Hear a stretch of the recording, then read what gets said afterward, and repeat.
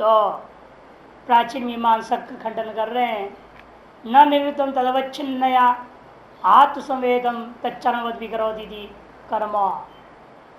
निर्निमित्त कर्म जो है स्वयं विकार कर जाएगा।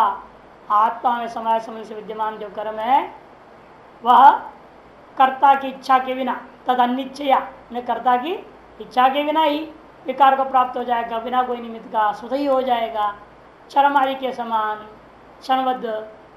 तब कहते न ऐसा नहीं हो सकता। क्यों? क्योंकि चर्म भी निर्निमित्त विकार प्राप्त नहीं होता, उसमें भी अनेकों निमित्त है वहाँ विकार के लिए। अतएव यह दृष्टांत ही असंभव है। दृष्टांत भावादेव मानना पड़ेगा कि कर्तृभिन्न कोई कर्ता की इच्छा क्या, बल्कि कर्तृभिन्न किसी की इच्छा से हो रही। अब बौद्धों का खंडन आरंभ करते हैं। न च आत्मकृत कृतम अकर्तृ संवेदम अयस्कांतमनुदाकृष्टी भवति प्रधान कर्त संवेदत्वात् कर्मणः। कहे आत्मकृत कृतम, आत्मा के द्वारा कृत है, लेकिन आत्मा क्या है? क्षणिक है, नष्ट हो जाएगा, इसलिए आत्मा में तो रहेगा नहीं। जो किया हुआ कर्म कहाँ रहेगा फिर? पुण्य पाप। जैसे पूर्व पहले वाला क्या था, प्राचीन में उसने आत्मसंवेदम कह दिया, अब उसके खिलाफ अकर्तृ संवेदम मैंने आत्मा समाज से नहीं रहता। जो आत्मा करता है वो तो क्षणिक और नष्ट होने वाला है, इसलिए उसमें तो नहीं रहता है। ऐसा जो हवा में लटका पड़ा है जो कर्म है, कहीं ना कहीं तो है टंगा हुआ, तो वो क्या होता है? क्योंकि क्षण विज्ञान धारा चल रही है, विज्ञान धारा होने पर आलय विज्ञान में जो निचला जो धारा होता है, स्थायी जो धारा है, उसमें बना रहता है। जितना हम लोग कर्म करते हैं, जो धारा प्रवृत्ति विज्ञान नष्ट भले होता रहेगा, जो आलय विज्ञान धारा है उसमें बनी रहेगी।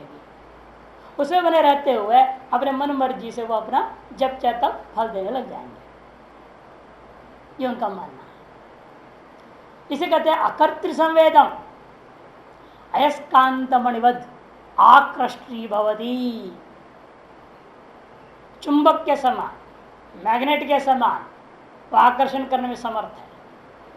इसलिए क्योंकि जिस समय जो अनेक कारक मिलकर के तो ज्ञान हो रहा है ना, अनेक कारकों में से मुख्य कारक कौन है? कर्ता, स्वतंत्र कर्ता, क्योंकि बाकी सारी कारक क्या है? कर्ता के अधीन है। इसलिए प्रधान कर्तृ संवेदत्वा, क्योंकि सिद्धांत कहता है ऐसा नहीं हो सकता, न च आकृष्टी भवति। अब जवाब दे रहे हैं प्रधान कर्तृ संवेदत्वा कर्मणः, आप जो कह रहे हो आपका सिद्धांत नहीं हो सकता, क्योंकि जो है हमेशा जो कर्म है वह निश्चित रूपेण मुख्य जो सकल कारकों में प्रधान, प्रधान से कोई सांख्य का प्रधान कर नहीं लेना है, बौद्धों के साथ शास्त्रार्थ है। इसलिए प्रधान से तात्पर्य कारकेशु मुख्यम, कारकों में जो मुख्य है कौन? कर्ता, उस कर्ता में ही मानना पड़ेगा कर्मों को, अन्यत्र नहीं मान सकते आप।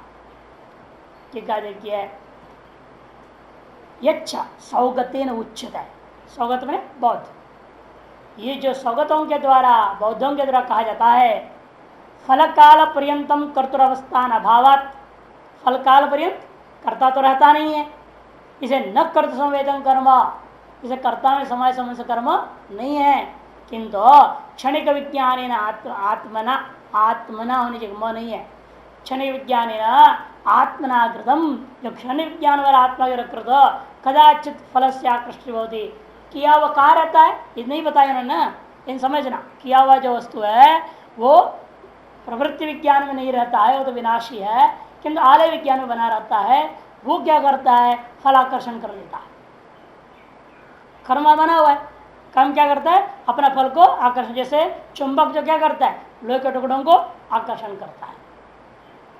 जैसे चुंबक पहले कभी किसी कर्ता के सन्निधि से हुआ था और अब बाद में बिना कर्ता का भी वह चुंबक स्वयं में भी समर्थ हो जाता है आकर्षण करने में लोहे को। तत्व यहाँ भी समझना है। आकृष्टि कदाचित फल से आकृष्टि भवती, यथा अयस्कांतो मणि कदाचित क्षेत्रेण प्रयुक्त अन्यदापि लोह से प्रेरक भवती। जैसे जो अयस्कांत मणि है, चुंबक है, वो क्या करता है? कभी मान लो चेतन के द्वारा प्रयुक्त होकर के वह चुंबक ने क्या किया था? लोहे का आकर्षण कर लिया था, और अब बिना जो है चेतन का भी वो चुंबक पड़ा है, जो पास में आ जाएगा लोहा उसको खींच ही लेगा वो। कभी चुंबक को आप लोहा के पास ले गए थे, मान लो उस समय चेतन से प्रेरित हुआ, चेतन से प्रेरित होकर चुंबक को आप ले गए तो चुंबक ने क्या किया, जब लोहे के पास ले गए तो लोहे को उसने आकृष्ट कर लिया। और अब चेतन के बिना भी वह चुंबक वहां पड़ा है और समय आने पर क्या तो कोई लोहा उसके पास टपक गया तो वो उसके आकृष्ट में आ जाएगा। तो कर्म भी जो है समर्थ है, वो अपने आप जो है जो भी उसके समय आने का आएगा तो समय आने पर वो अपने फलाकर्षण कर देता है। ऐसा मान लो अपने आप कैसे टपके कोई फल भी पास में, अपने आप कोई लोहा कैसे आ जाएगा चुंबक के चक्कर में, है ना। तब भी कोई लोहा डालेगा, तो चुंबक आप ले गए तो एक दूसरा लोहा को लाएगा, दो में एक होगा ना। मैंने चेतन के बिना न चुंबक लोहे के पास जा सकता है न लोहा चुंबक के पास आ सकता है। झूठे कल्पना कर रहे एक सिद्धांत अपनी।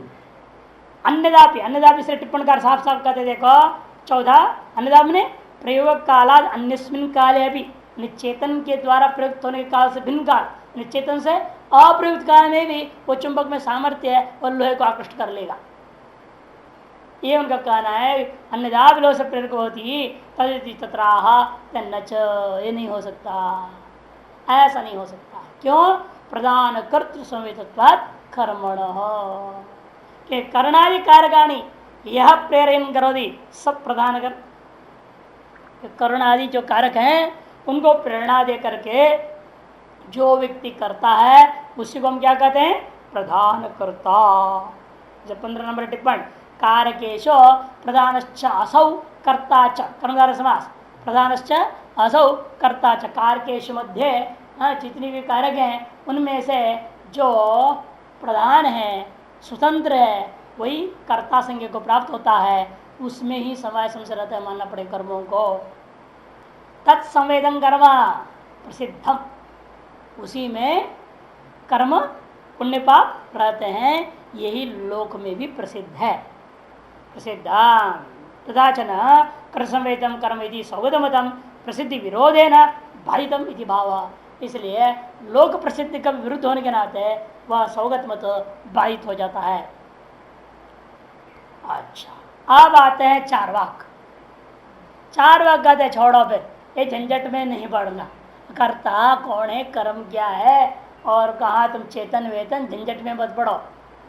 फिर भूताश्रय में चेतना, भूतों में रहता है कर्म सारा।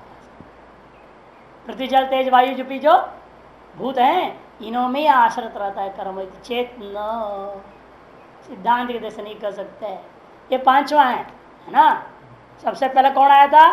साधारण मीमांसक, बाद में आया न्यायिक देशी, और उसके बाद प्राचीन मीमांसक, उस आप बौद्ध, उसके बाद अब आ रहा है चार वाक, फिफ्थ है पूर्व पक्ष।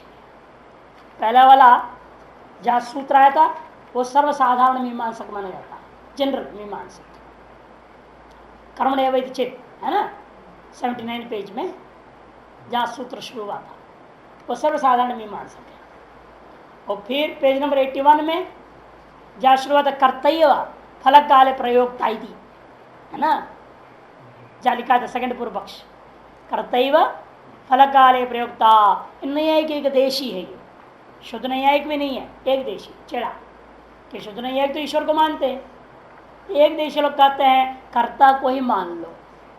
उसके बाद है कि नहीं, कर्ता नहीं, कर्ता निमित्त के बिना कर्म स्वयं कर लेता है, ये प्राचीन मीमांसक है। जिसको आनंद कर क्या कर रहे, शब्दावली क्या प्रयोग किया उनके लिए? जरत कर्म मीमांसका नाम मतम आशंक्या। जरत मैंने बूढ़े, बूढ़े का मतलब पुराना प्राचीन मीमांसक। उसके बाद अब आया था सौगतम है ना, बौद्धम का मतलब सौगतम। चार हो गया, अब तक पांचवा है चारवाक। तब सिद्धांत जवाब देते भूतों में आसक्त होकर के कर्म फल देगा, ये नहीं हो सकता, क्योंकि स्वयं भूत क्या है? साधन, और साधन में कर्म आश्रित नहीं हो सकता है। जो स्वयं साधन है वह साधन हमेशा क्या होता है? यावत कार्य सिद्ध्यर्थम प्रयोग होता है, बाद में त्याज्य है ना। अच्छा, फल काल में साधन तो अपने पास रहेगा ही नहीं, क्यों? फल काल से पहले हम छोड़ देते उसको, बल्कि दृष्टांत देंगे, जैसे आदमी हल चलाता है खेती के लिए, हल कब तक पकड़े रहेंगे हम? जब तक फसल नहीं काटेंगे तब तक कंधे पे लिए घूमते रहेंगे क्या? भाई जब तक हम जोत दिया, जोतने तक हो गया, या बीज बो दिया या धान रोप दिया, उसके बाद कोई मतलब नहीं, हल तो साइड फेंक दिया, उसको किनारे में छोड़ दिया। जब फसल काटते रहेंगे हम तब भी हल की जरूरत नहीं, और फसल लाएंगे घर पे तो भी हल की जरूरत नहीं, तो साधन में कहाँ रहा फसल? और ये जितने भी भूत सामग्री है, चतुर्भूत, उनके मतलब चार रहे ना, पांच नहीं, चार ही भूत होते हैं, पृथ्वी जल तेज वायु, चार वाक्य में थे, आकाश मानता नहीं वो, अप्रत्यक्षत्वात्। तो उनका कहने का, उनका आरंभ कर रहे देखो कि ना क्यों साधनत्वात् हेतु दे दिया। भाई भूत सामग्री जितनी भी है ये साधन है, समझाएंगे देखिए बड़ा विस्तार रूपेण। कर्तृक्रिया साधन भूतानि भूतानि क्रिया काले अनुभूत व्यापाराणि समाप्तोच्च हलादिवत् कर्तरा परित्यक्तानि न फलम कालांतरे कर्तुम् उत्साहन्ते। क्योंकि देखो कर्तृक्रिया साधन भूतानि भूतानि, कर्ता के द्वारा संपादन किए जा रहे जो क्रिया, उस क्रिया का साधन भूत वस्तु है, क्या है? भूतानि। पहला वाला भूत का अर्थ रूप, साधन रूपाणी भूतानि, साधन साधनात्मक है क्या? ये चार भूत पृथ्वी जल तेज वायु, किनके प्रति? कर्ता के द्वारा होने वाली क्रियाओं के प्रति। कर्तृक्रियाया, कर्ता से होने वाली जो क्रियाएं हैं उनमें साधन भूतानि में साधनात्मकानि, साधन रूपा है। कौन कौन? भूतानि, पृथ्वी जल तेज वायु।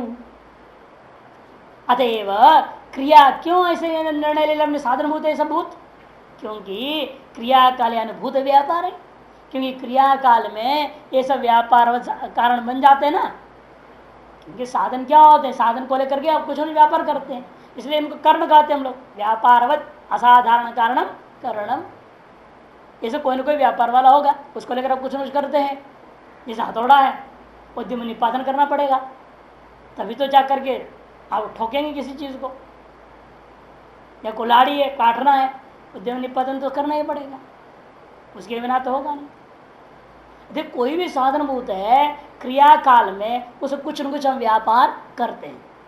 अनुभूत व्यापाराणी समाप्त, और जहाँ क्रिया समाप्त हो गई तो हलादिवत कर्तरा परित्यक्तानि, हल आदि के समान जो है, हल मन हल, संस्कृत में भी हल ही बोलते हैं उसको।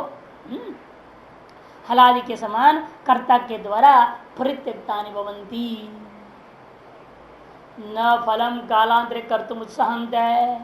ऐसा जो साधन जो कर्ता के द्वारा क्रिया के लिए प्रयुक्त व्यापारवान जो थे, वे कर्मादि का अधिष्ठान होकर के अब कर्म फल प्रदान कर सकते हैं क्या? कालांतर में नहीं कर सकते। इस दृष्टांत को और समझा रहे, इसीलिए क्यों नहीं कर सकते? अरे वहीं पड़ा है, वो हल ही फसल काट देगा, हल ही फसल दे देगा, ऐसे कैसे होगा? न ही हलम क्षेत्राद व्रीहिन गृहम प्रवेशेति, ये जो हल है वो क्या है? घर में व्रीहि को, धान को प्रवेश नहीं कराता। अतएव ज्योतना रूपी जो क्रिया हुई थी, खेती करना रूपी जो क्रिया हुई थी, उससे चिन्ह मुख्य फसल क्या है? धान। वह धान को रूपी फल प्राप्ति में हल का कोई भी भूमिका नहीं है। इसी प्रकार चारों भूतों का हाल है, पृथ्वी जल तेज वायु का। कर्ता अपनी क्रियाओं को इन भूतों के माध्यम से ही करता है। कर्म अनुष्ठान किया, उस कर्म जो है इसलिए भूतों में आश्रित नहीं रह सकता। क्यों? भूत तो त्यक्त हो जाएंगे जिनको लेकर हमने कर्म किया, और त्यक्त जो भूत हैं वे मुझे फल कहां से दे देंगे? यथा हल परित्यक्त हल ने फसल काटना रूपी फल को नहीं दिया, तदते भी नहीं दे सकता। भूत कर्मणोश्च अचेतनत्वात् स्वतः प्रवृत्ति अनुपत्ति। और एक और हेतु दे रहे हैं, भूत कर्मणो, मान लो भूतों में विद्यमान है कर्म, कहाँ है? आपके कहने अनुसार मैं मान भी लूं कि भूत में कर्म रहता है। हमने पुण्य किया और वो पुण्य कहाँ गया? वो हवन कुंड में रह गया। जिस हवन कुंड में कर रहे हैं आप, उसे हवन कुंड में रह गया कर्म। आपके हृदय में नहीं आएगा पुण्य, आपकी जीवात्मा में पुण्य नहीं है। पुण्य कहाँ है? वो हवन कुंड में ही है। आपने खेती सफाई करी कर्मयोग में, सारा पुण्य खेती में ही रह जाएगा जहाँ अपने घास खोदा। ये मान भी लिया जाए कुछ देर के लिए भूत एव कर्म अस्तित्व भूत कर्मण, लेकिन वे जो है ना अचेतनत्वात् सुत प्रवृत्ति अनुपत्ति ही, फिर भी वो भूत भी अचैतन्य कर्म भी अचैतन्य, वो तो स्वतः कहां से प्रवृत्त हो जाएंगे? जो आश्रय भूता भूत है वो अचैतन्य, जो आश्रित कर्म वो भी अचैतन्य, और दोनों मिलकर के कैसे स्वतः प्रवृत्त होकर फल देने लग जाएंगे? इसलिए मान भी लिया जाए भूतों में कर्म रहता है तो भी वे फल का निष्पादन नहीं कर पाएंगे, यह आपत्ति है। अन्यथा इसलिए जब अन्यथा अकृत अभ्यास कृत विप्रणाश प्रसंगात प्रत्यभिज्ञा प्रामाण्य अच्छा इत्यर्थः, ये बात को स्वीकार न किया जाए। ये किसके लिए कह रहे हैं? ये बौद्धों के जवाब में था, ये पंक्ति छूट गई है, बौद्धों के जवाब में है ये। यदि आप कोई कर्ता नहीं मानोगे और कर्मों को कर्ता में है ये स्वीकार नहीं करोगे, फिर तो क्या होगा? किया किसी ने फल कर्म को और फल किसी और को मिलेगा, क्योंकि जो आलय विज्ञान है वो सबके लिए बराबर है। जो प्रवृत्ति विज्ञान रूप जीव क्या है वो तो मर गया, करने वाला तो मर गया। जो आलय विज्ञान में विद्यमान जो कर्म है वो आप क्या करेगा? किसी अन्य जीव जो धारा में आ रहा है किसी अन्य को दे देगा कर्म का फल। किया किसने? फल किसी और ने पा ली, यह आपत्ति हो जाएगी। इसलिए कहते हैं कृत अभ्यागम अकृत अभ्यागम, और जिसको फल मिल रहा है उसने कर्म तो किया नहीं था, अकृत की प्राप्ति हो गई उसको, और जिसने किया था उसका फल दिए भी नहीं, खत्म हो गया, बेचारे मर गया, वो कृत प्रणाश हो गया उसके लिए तो इति। इसलिए और एक हेतु दे रहे हैं प्रतिविज्ञा प्रामाण्य अच्छा, और सबसे बड़ी बात है आप जो कर्ता को क्षणिक मानते हो नष्ट हो जाता है धारा के समान, यह बिल्कुल उचित नहीं है। क्यों? तो फिर प्रतिविज्ञा कौन करेगा? यो हम पूर्वे अद्राक्षम सैव हम इदानीम अश्रोष्म, ये कैसे बार होगा? जो कल मैंने उसके बारे में देखा था उसके बारे में आज सुन रहा हूं, कैसे कहेंगे कोई?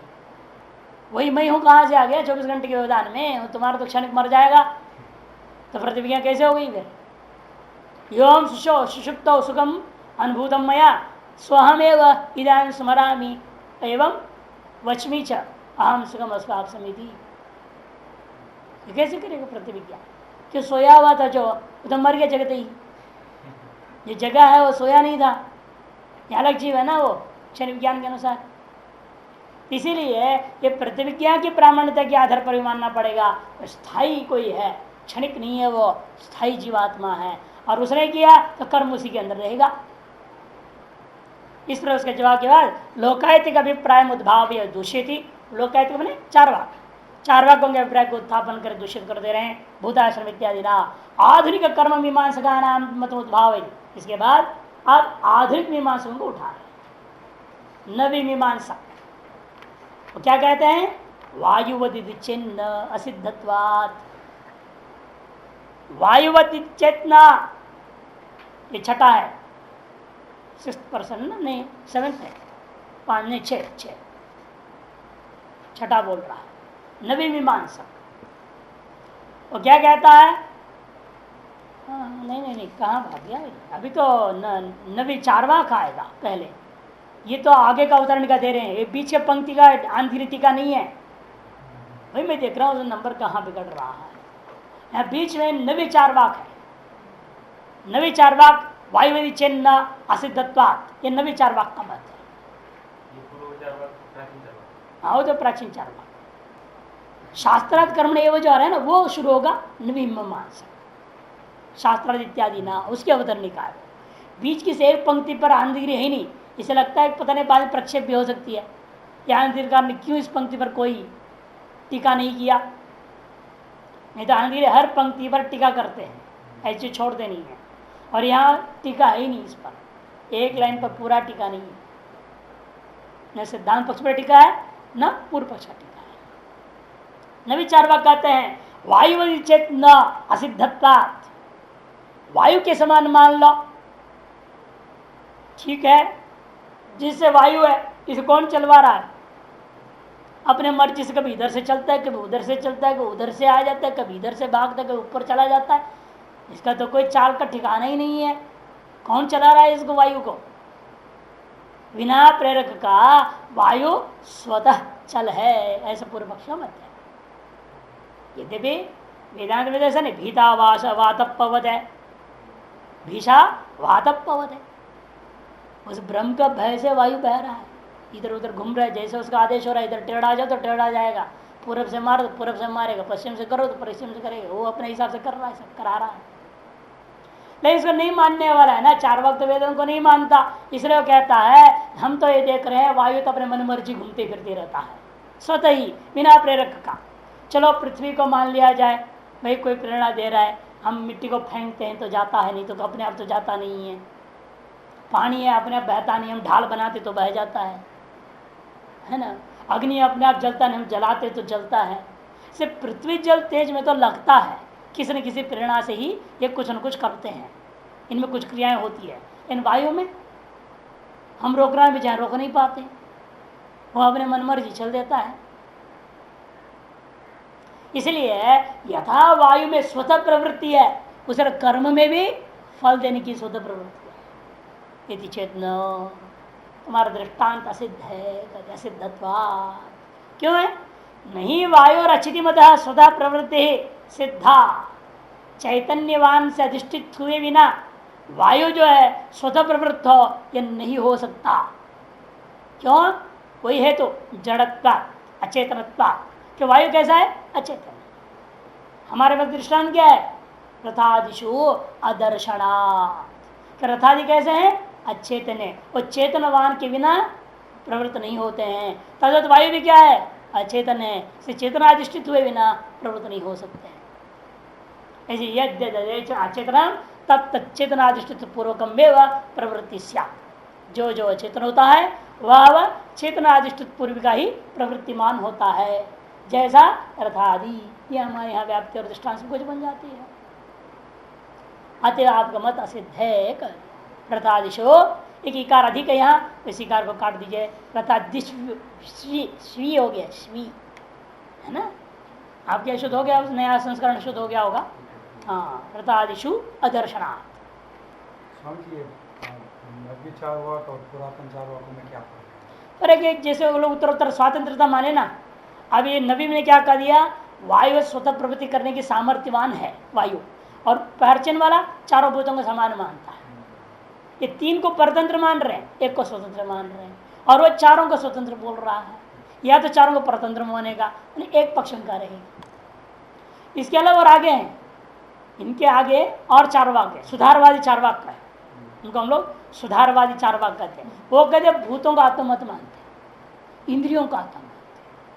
उसके भी और सुधारवादी, नवी सुधारवादी तो इंद्रियां भी नहीं, मन को मानो, नवी सुधारवादी चार वाक्य। नहीं, ये चारों के ही खत्म हो गया, मन तक आ गया। उसके बाद बुद्धि को मानने वाले बौद्ध, क्षण विज्ञान, बुद्धि तक सुन लेंगे, क्षण विज्ञान को, उसको वो आ जाते हैं, बौद्ध आ जाते हैं। फिर वेदांत के नित्य विज्ञान, और क्षण विज्ञान में भी दो अनेक मत आ जाते हैं। क्षण विज्ञान अनित्य है, क्षणिकत्वादेव, क्षणिक विज्ञान वाला आत्मा भी क्षणिक है। हाँ? और इसमें हम नहीं कहेंगे, नहीं, क्षणिक विज्ञान वाला ज्ञान क्षणिक है, आत्मा क्षणिक नहीं है। और वो कहते ज्ञान रूपी आत्मा है। बहुत क्या कहा? ज्ञान ही आत्मा है, लेकिन ज्ञान क्षणिक होने से आत्मा भी क्षणिक हो गया। और नहीं, ज्ञानाधिकरण आत्मा है, ज्ञान क्षणिक की आत्मा नित्य है। ऐसे करके स्टेजेस निकालते हैं, उत्तरोत्तर सुधारते जाएंगे। अंत में ज्ञान भी नित्य है, आत्मा भी नित्य है, नित्य विज्ञानवाद आत्मवादी जो है वेदांत आ जाता है। ये सब न्याय सिद्धांत मुक्तावली वगैरह पढ़ेंगे ना, उसमें बहुत सुंदर ढंग से स्टेप्स उठाया है। सब कहता है कि ये भूतों को कहा, भूतों में फिर स्वतंत्रता और अस्वतंत्रता के पक्ष आता है। फिर इंद्रियों का पक्ष, इंद्रियों में भी एक इंद्रिय आत्मा मानते हो कि समूह मिलकर के आत्मा मानते हो। एक इंद्रिय मानेंगे तो एक कहेगा मैं देखूंगा, दूसरा का मैं सुनूंगा, तो गड़बड़ हो जाएगा। एक पैर कहेगा मैं इधर जाऊंगा, दूसरा पैर के उधर जाऊंगा, फिर तो फट जाएगा आदमी। दोनों इंद्रिय ना, ये दो पैर, दो है इंद्रिय, दो कान है। एक कहता है मैं भगवान का भजन सुनूंगा, दूसरा कहता है मैं सिनेमा का गाना सुनूंगा, तो कैसे होएगा काम? सारा काम बिगड़ जाएगी। इसी कहते हैं समूह है। इस तरह से अनेक पक्ष है। इंद्रियों में भी फिर दो पक्ष कर दिया। ऐसे करके स्टेप बाय स्टेप उठाते हैं। यहाँ भी आता है, अन्यत्र आएगा। भाष्यकार तो वृदारण्यक के बारे में तो बहुत विस्तार में शास्त्रार्थ करते हैं, इन चीज़ों को लेकर के सबको लेंगे। ये तो बहुत संक्षेप में बोल रहे हैं वाक्योपनिषद। अब नव्य जो मीमांसक, आधुनिक मीमांसक कहता है कर्म में ही फल देने का सामर्थ्य है। हम जो बोल रहे हैं तर्क के आधार पर नहीं बोल रहा हूं। शास्त्रात् कर्मण्येव इति चेत्, शास्त्रों के आधार पर कहता हूं कि शास्त्र ने कहीं नहीं बोला कि ईश्वर फल देता है। शास्त्र कहता है स्वर्ग काम जितना, स्वर्ग की कामना है तो याग करो, याग करो तो वह याग जो है तुमको स्वर्ग की कामना को पूरी कर देगा। वहां खत्म हो गई। वहां कहाँ बोला स्वर्ग कामश्चेत् यागं कुर्यात् तथा ईश्वरेण फलम ददाति, ईश्वर फल प्राप्त होती। ये कहा ईश्वर फल ददाति तस्य, तो कहीं भी नहीं है। ये आप जबरदस्ती घुसाते पीछे टपका रहे हो ईश्वर को। कार्य कर्म नष्ट हो गया और आदमी जिंदा है, मरने के बाद वो कर्म तो नहीं देगा, इसलिए बीच में ईश्वर को तुम कल्पना करो तो क्या जरूरत है भाई? शास्त्र कहता है इसलिए कर्म और सामर्थ्य में मान लूंगा। भले नष्ट हो गया कर्म, हमें मान रहे कर्म नष्ट हो, देख रहे हैं स्वाहा स्वाहा करके हमने कर्म खत्म कर दिया, फिर सारे देवताओं को वापस भेज दिया हमने, जिनको बुलाया था कर्म के लिए। हम भी मानते हैं, हमने अग्नि को भी शांत कर दिया, अग्नि का भी उद्वास कर दिया, कर्म खत्म हो गया। लेकिन उस कर्म जो खत्म हो रखा है वो ये न रूपेण इस संसार में आपके अंदर रहेगा, अपूर्व नाम से रहेगा। उसको क्या नाम दिया उन्होंने? अपूर्व नाम से रहता। वो अपूर्व में सामर्थ्य है फल देने की, इसलिए ईश्वर की क्या जरूरत है? पूर्व पक्ष की व्याख्या स्वयं करेंगे। चेत के बाद जवाब नहीं है सिद्धांत। सिद्धांत में एक सूत्र लाएंगे अंत में, न दुष्ट न्याय अनुपत्य है अंतिम पंक्ति में ना सूत्र। शास्त्र में क्रियात फल सिद्धिम आह, शास्त्र ही क्रियात फल सिद्धिम आह। कौन शास्त्र? आगे दे रहे स्वर्ग काम इत्यादि शास्त्र भी क्रियात फल सिद्धिम आह न ईश्वरादे, ऐसा अन्वय कर रहे हैं। स्वर्ग काम इत्यादि, स्वर्ग कामो यजेत है ना मंत्र, दर्शपुरमासाभ्य स्वर्ग में यजेत अग्निहोत्रम जुहुयात् स्वर्ग काम। इन मंत्रों के आधार पर जो है, शास्त्रों के आधार पर मैं कहता हूं क्रिया से फल की प्राप्ति होती है, न ईश्वरादे है। ईश्वरादि को बीच में कल्पना करने की कोई जरूरत नहीं है। क्यों? 5 नंबर वो क्या है, 3 नंबर टिप्पण सकाशात, ईश्वरादि का मतलब पंचमी आदि है ना, ईश्वर आदियों से हमको फल प्राप्ति होगी, ऐसा अर्थ करने की जरूरत नहीं है। क्यों? न च प्रमाणाधिगतत्वाद अनर्थक्यम युक्तम, ये भी नहीं कह सकते प्रमाण से अधिगत होने के नाते यह व्यर्थ है, ऐसा आप नहीं कह सकते।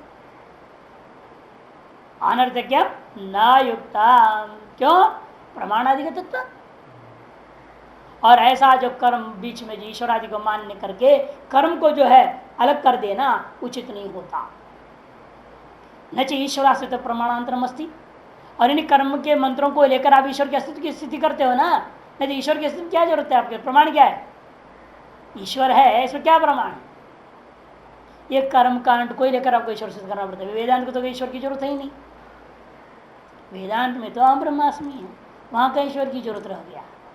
ईश्वर जरूरत अज्ञानी को है, और अज्ञानी वो है जो कर्म कर रहा है, तो उसको आप व्यवस्था देना चाहते हैं भाई कि ईश्वर रहता है, वो कर्मों के हिसाब रखता है और वो फल देता है।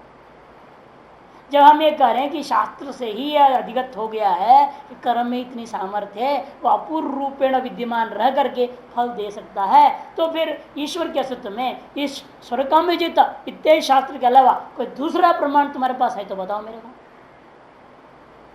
कि इसी के आधार आपको ईश्वर सिद्धि करना पड़ता है। उन अपूर्वों का हिसाब किताब कौन रखेगा? तुम पूछते हो कि अपूर्व तो जड़ है, अपना फल कहाँ से दे देगा? इस अपूर्वों का हिसाब रखने के लिए एक मुनि क्लर्क जैसे ईश्वर को पीछे तो मान रहे हो, क्या जरूरत है? ऑर्डिनरी क्लर्क है वो कर्मों का, है ना। तो उस क्लर्क को सर्वज्ञ है, सर्वशक्तिमान है, करुणा सागर, क्या दया सागर, क्या मानने की जरूरत है? बड़ा मीमांसक बहुत बुरी तरह से बोलते हैं इसमें, जब पढ़ेंगे ना ईश्वर और खंडन को बहुत जबरदस्त बोलते हैं। अपने अपने तर्क है सबके पास। हम लोग पास एक ही सीधा सा तर्क है, चाहे जितना भी तुम्हारा शास्त्र कहे, चाहे कोई भी कहे, अपूर्व के अंदर चेतनता शास्त्र भर देगा क्या? क्योंकि तुम्हारी मीमांसा में सिद्धांत है, शास्त्रम तो न कारकम ज्ञापकम, शास्त्र तो ज्ञापक होता है, कारक नहीं होता। और क्या शास्त्र बात ज्ञापन कर रहा है, कर्म फल देगा। कर्म फल देने का मतलब क्या? कर्म जो जड़ है उसको चेतन कह रहा है क्या शास्त्र? शास्त्र तो कह नहीं रहा है, और शास्त्र जड़ भूता कर्मों को चेतन बना भी नहीं सकता है, अकारकत्वादेव। अतएव ईश्वरिक चेतन को मानना पड़ता है लोक के आधार पर। कि लोक में हम क्या देख रहे हैं, कोई भी आदमी नौकरी करता है, काम कर रहा है, तो आप क्या करेंगे? उसका हाजिर भी कहते हैं, इतना बजे आया, इतना बजे गया, इतना घंटा हुआ, इतना मिनट हुआ, प्रति घंटे की इतना तनख्वाह है, तो इतना कम कम महीना में आया है वो, इतना घंटे का माइनस करो, इतना टोटल उसको तनख्वाह दिया जाए। एक आदमी पीछे चाहिए कि नहीं चाहिए? चाहे खुद मालिक लिखता है चाहे कोई करे, कोई ना कोई तो हिसाब किताब रखने वाला है। क्यों, क्या जरूरत है? वो आदमी काम कर रहा है, उसकी तनख्वाह वो कर्म अपने आप दे दे उसको, वो कर्म खुद तनख्वाह दे देगा क्या हिसाब किताब करके? तो हिसाब किताब करने वाला कोई दूसरा मानना ही पड़ता है यथालोक में, तब तो आपको मानना पड़ेगा ईश्वर को। ये समाधान पक्ष कहेंगे। न च ईश्वर प्रमाणांतरम अस्ति चेत न। यहाँ तक की पहले टीका को देख लीजिए। यजेत आख्यात पदार्थ, यजेता ये जो आख्यात पद है तो प्रत्यय, इसके द्वारा सामान्य समिहित साधन याग, इसके द्वारा ये ज्ञापन क्या हो रहा है? सामान्य न स्निहित साधन याग प्रतीयते।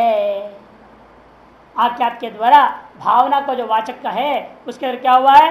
याग के अंदर इष्ट साधन, समिहित साधन, सम्यक ईहित, ईहित माने इच्छित साधन, इच्छा के द्वारा प्रेरित होकर के जो साधन होता याग है वो प्रतीत हो रहा है।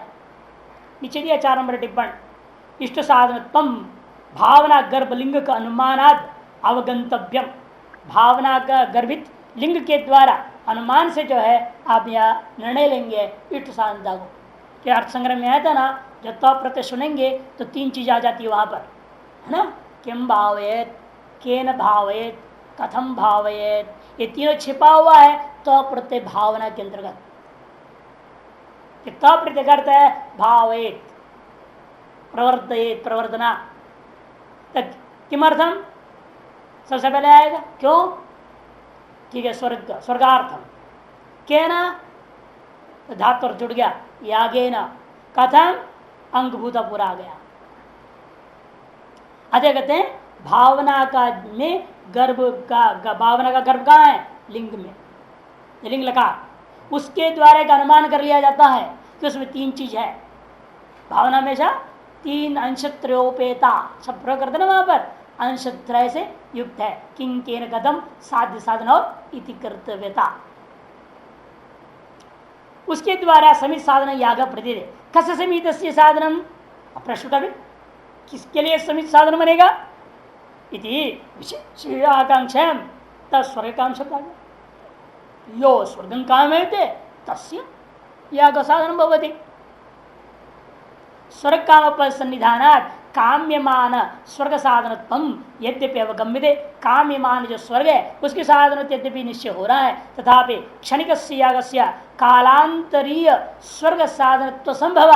स्वयं कहते हैं मीमांसक, स्वयं आपको मान रहे हैं ये याग कैसा है? क्षणिक है, वह कालांतरीय स्वर्ग का साधन हो नहीं सकता।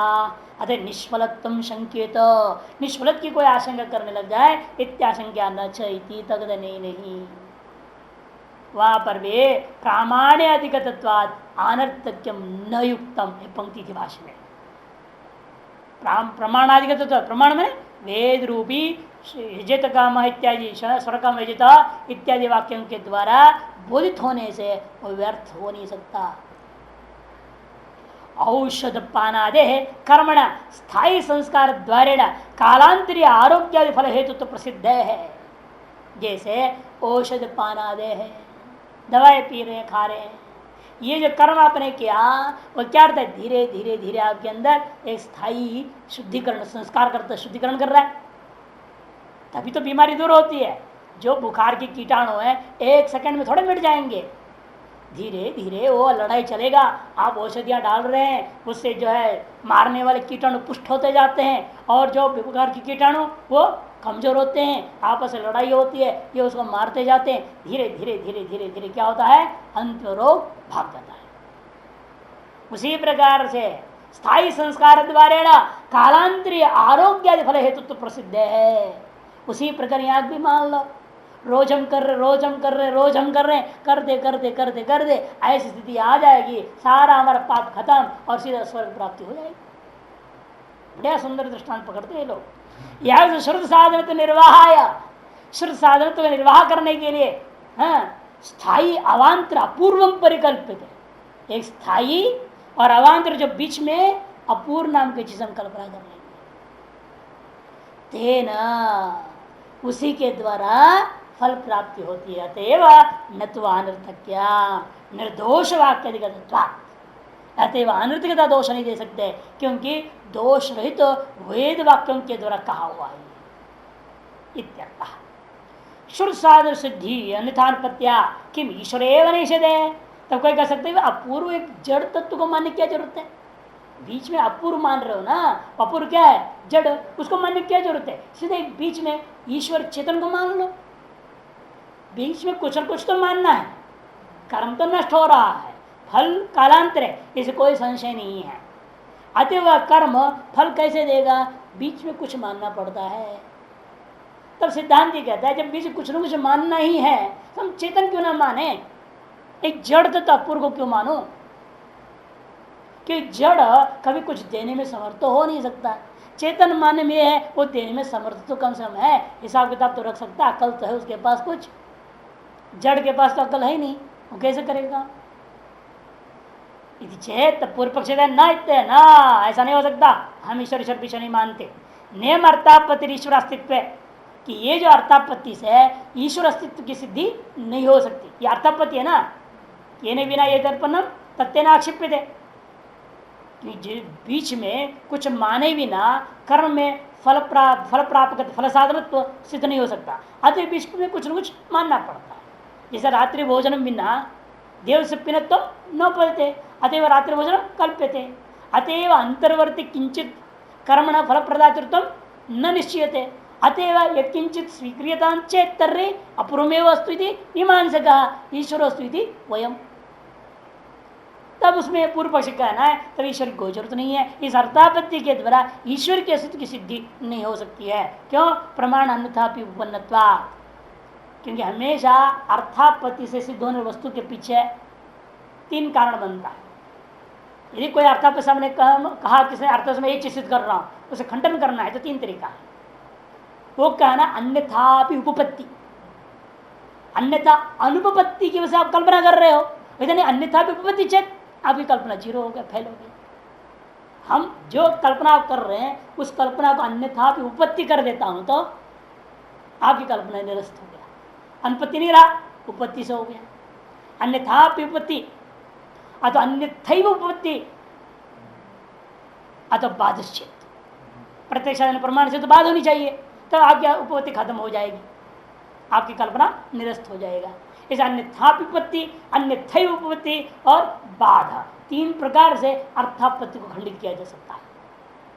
कि आप क्या कहते हैं, अन्यथा अनुपपत्ति के आधार पर, यदि दिन में भोजन नहीं करता है और रात्रि भोजन में नहीं करेगा, फिर पीनत्व अनुपपन्न है। रात्रि भोजन की अन्यथा माने बिना, पीनत्व अनुपपन्न, अन्यथा अनुपपत्ति, ये अर्थापत्ति का बीज है। उस बीज को खंडन कर दो। खंडन करने का तीन तरीका, अन्यथा विपत्ति, अन्यथैव उपपत्ति और बाधा।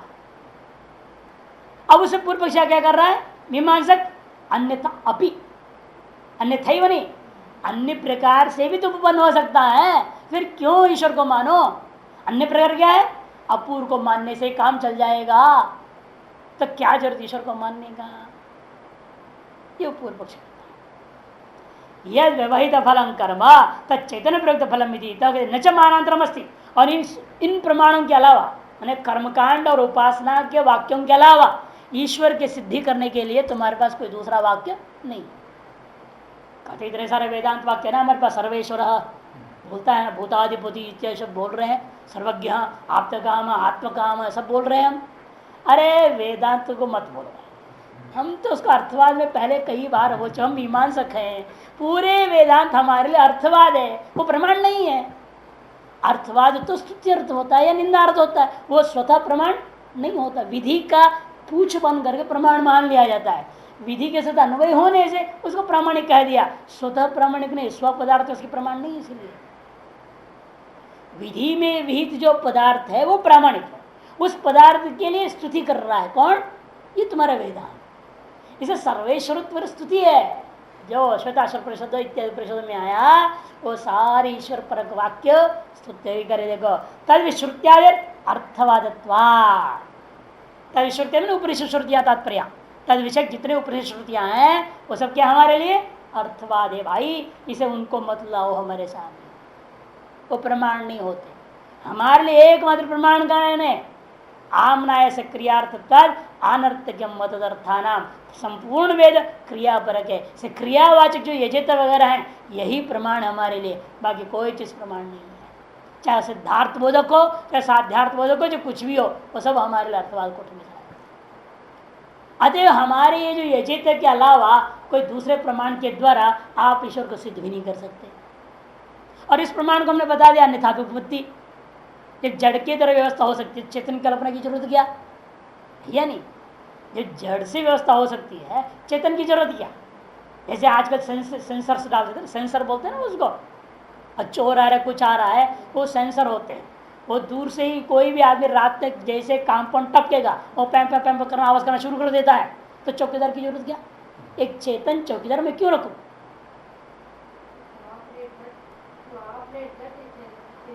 वो तो मालिक है ना, करता कोई कर ना। आप घर के मालिक करता है, आपने ऑन कर दिया और सो गए, क्या दिक्कत है?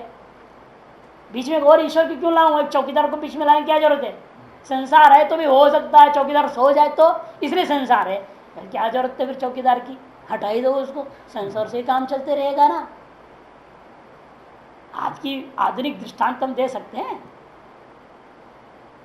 दुकानें चलती है ऑटोमेटिक सारी, दुकानदार है ही नहीं आदमी अंदर में। आप अंदर घुसिए, बिना पैसा जमा किया बाहर आ ही नहीं सकते, बंद हो जाता है दरवाजा। वो भी जानता है कि पैसा नहीं डाला, और सामान सामने रखेंगे, उसके जो लेबल होती है ना सामने करना पड़ता है, और लेबल के हिसाब से अपने आप को कितना रुपया बिल बना देता है, उतना डाल दो, वो चिल्लर भी वापस दे देता है बैलेंस, और फिर तो बाहर जाने देगा, नहीं तो जान नहीं देगा। जबरदस्ती कुछ करोगे तुरंत घंटी बजती है अलार्म। चेतन की क्या जरूरत है? जड़ सारी व्यवस्था कर दी। और जड़ की जो है एक करता था इन सब साधनों की, और उसी साधन से सारा फल मिल गया, सारा व्यापार चल रहा है, दुकानदारी चल रही है। इस तरह आज के जमाने में जैसे बहुत सारे दृष्टांत मिल जाएंगे। करता है और उसने साधनों को कर्म किया और कर्म का फल उसको सीधा मिल गया, बीच कोई ईश्वर कोई और बीच में बिल बनाने वाला या एक चौकीदार वगैरह वगैरह कोई जरूरत ही नहीं, कैशियर की जरूरत नहीं, कोई चीज की जरूरत। इसलिए संभव है पूर्व पक्षी एक कहता है न अपूर्व द्वारा श्रुत निर्वाह कल्पनिया, तब सिद्धांत कहते हैं ना,